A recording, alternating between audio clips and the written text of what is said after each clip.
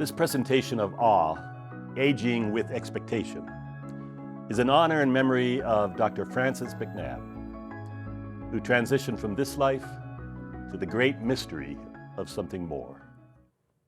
Dr. Macnab was a mentor, colleague, and dear friend who influenced and shaped my life in more ways than he ever knew. And I'm profoundly grateful Francis and I had the opportunity to share a conversation every month over Zoom the last couple of years, which were recorded and became the Awe presentations.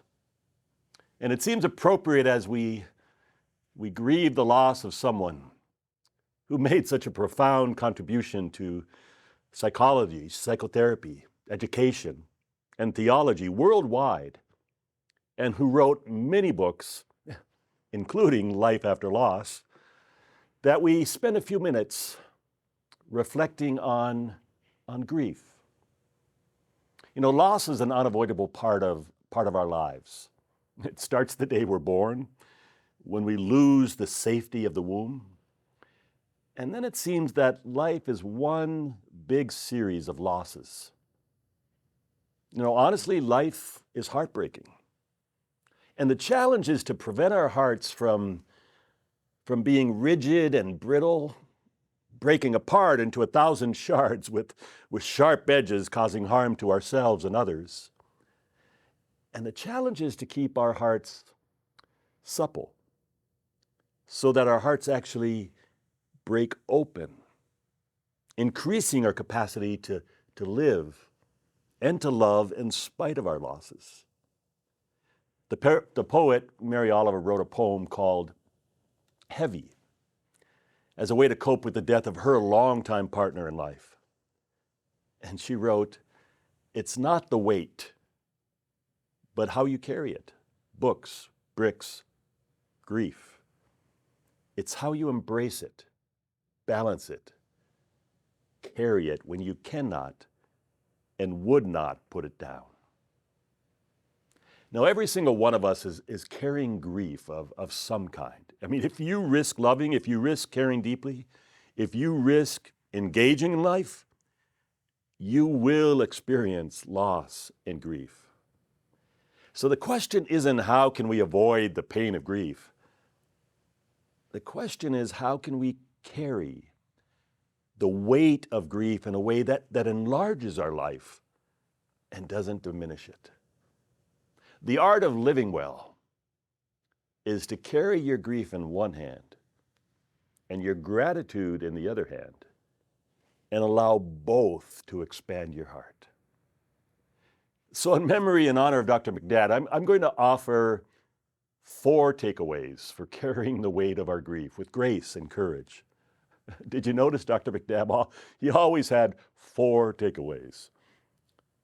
As we grieve the loss of such a remarkable man and carry the weight of all of the grief and loss in our lives, here's 4 things to remember.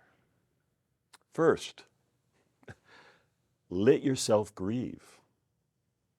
Washington Irving said, "There is a sacredness in tears. Tears are not a mark of weakness, but of power. Tears speak more eloquently than 10,000 angels. Tears are messengers of overwhelming grief and unspeakable love." So don't be afraid to let your tears flow. Be afraid when our hearts are so defended and calloused that we have no tears to cry. You know, our tears connect us to our humanity and the humanity of others. What we share most in common is not our strength, even though we try to pretend and put on our best self. But actually what we share most in common is our vulnerability. I was at a funeral where the minister said, "There should be no tears today because your loved one is in a better place." I wanted to literally stand up and shout, "No, no, cry, go ahead and cry, weep, laugh. It all belongs." Tears are sacred. Tears are an expression of love, an honoring of the gift of life. You'll be pleased to know I behaved myself. I sat quietly in my pew. And I was having coffee with someone this week who's going through just a really difficult time. She began to cry, and she quickly apologized for crying. What's wrong with us that we feel that we need to apologize for simply being human? Our tears, our emotions don't require an apology. They just seek the freedom to be expressed. I grew up in the Midwest of America where you could see a thunderstorm coming from miles away. And those dark clouds would move across the sky and then eventually be gone. Well, grief is an energy field that can come in waves like those dark storm clouds. We need to find healthy ways to express our emotions, to keep that energy flowing and moving. Otherwise, that energy might settle into our bones, and we might find ourselves falling into despair. The honest expression of our grief will never be as much of a problem as the strategies we sometimes employ to try to run away from or numb our pain. Each person's grief is as unique as your own fingerprints.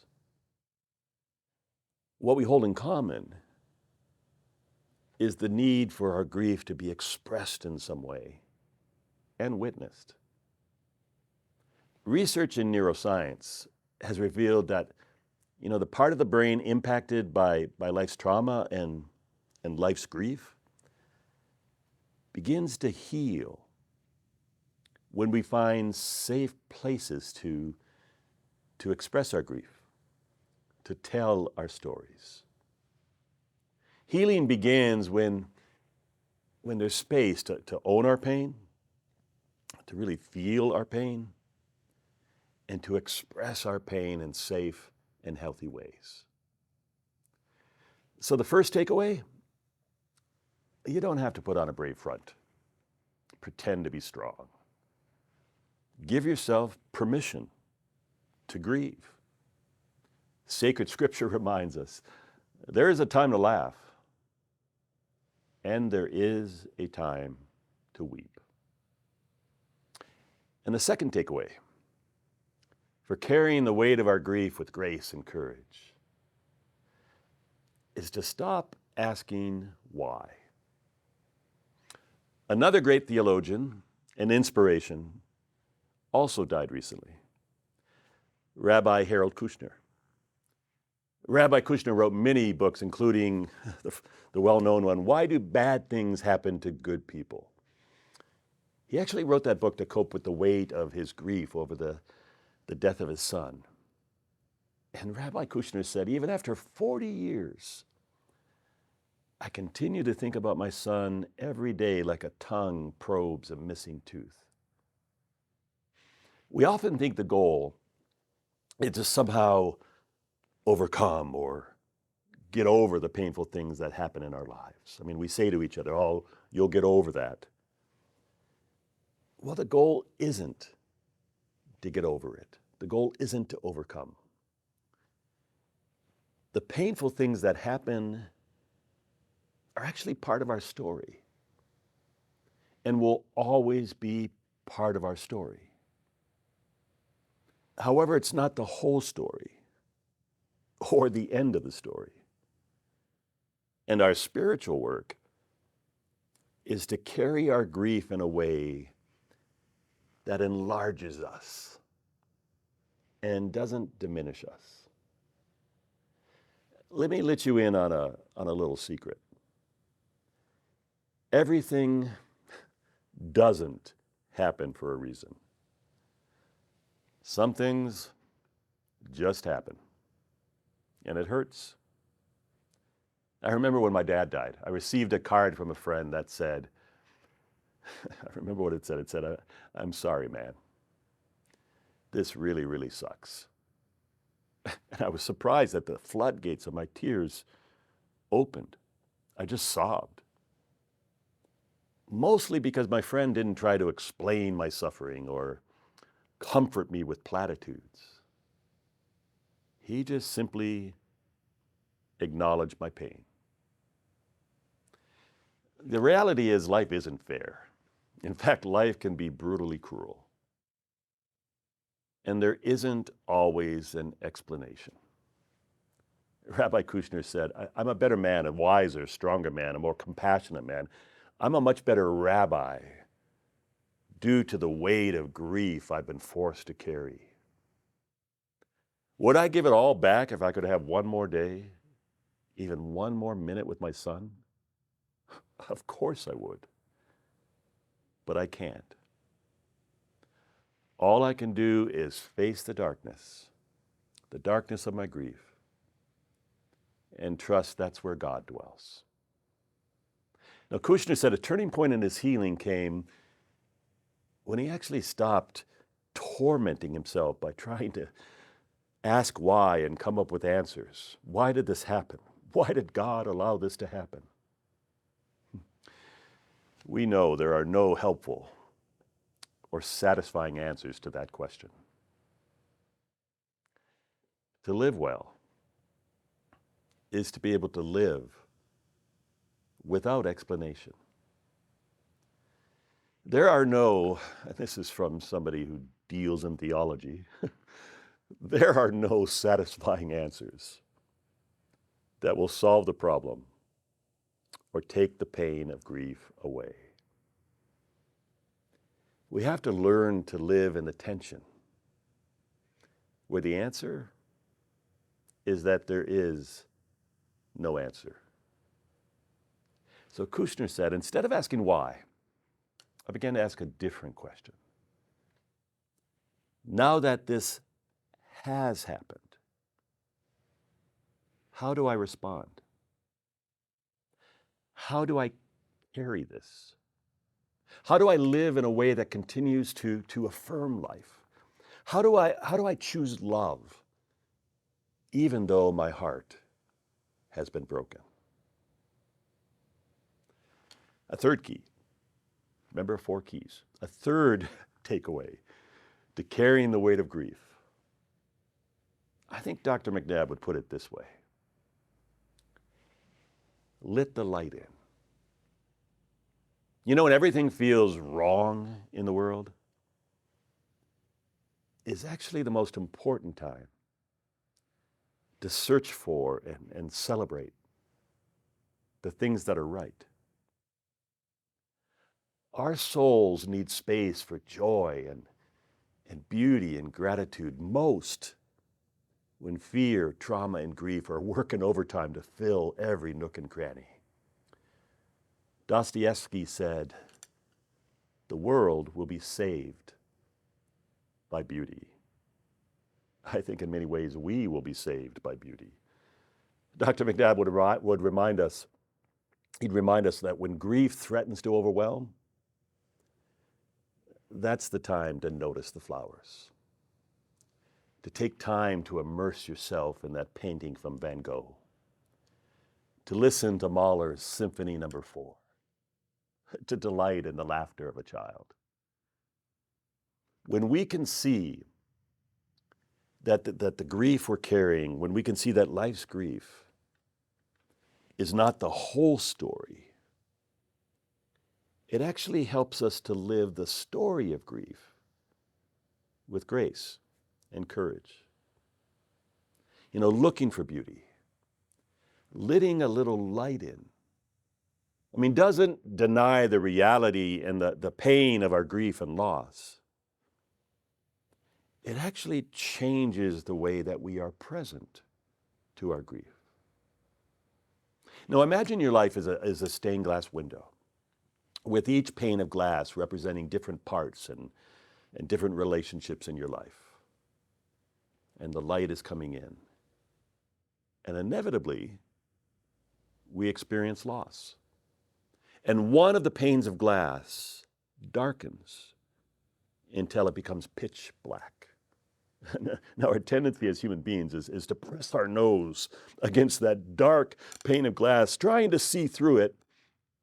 And pretty soon, when we're so close, everything becomes dark. And we can't see anything. We need to take a step back, take a breath, and notice the light that's still shining through the other panes of glass. And let that light shine. Let that light in. Let that light shine in your mind and your heart and your spirit.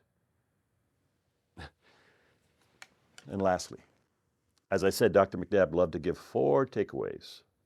So here's the 4th. In the midst of your grief, try to make a little room in your heart for gratitude. The poet said, sorrow is joy unmasked.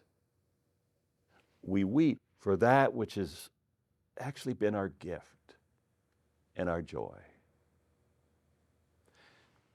We grieve Dr. Macnab's death. It's a great loss. But we also make room for gratitude, make room for celebrating the sheer gift of his life, the sheer gift of sharing life with him.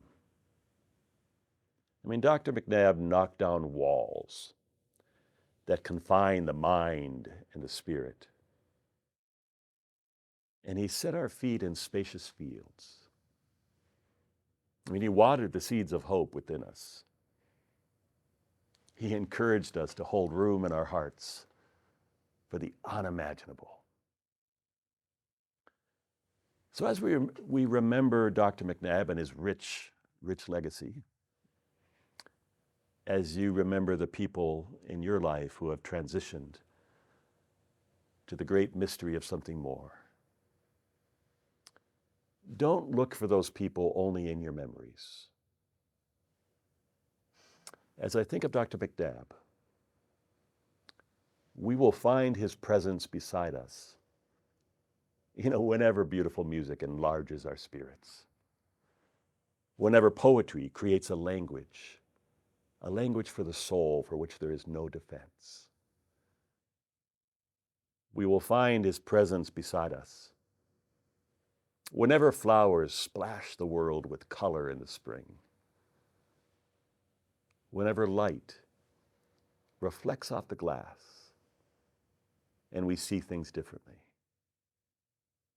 We will find him beside us whenever we find our own mingery, our own healing spaces in the harshness and hostility of the world.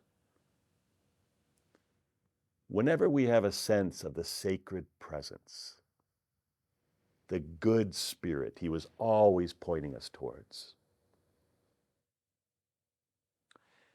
It's not the weight of grief you carry,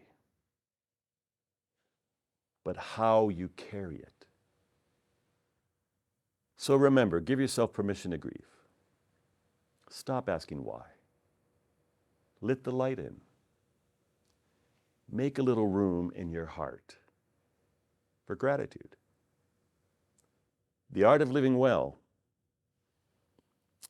is recognizing that loss is inevitable and holding our grief in one hand and our gratitude in the other hand, and letting both enlarge our hearts.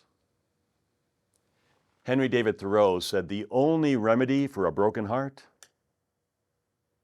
is to love still and to love more.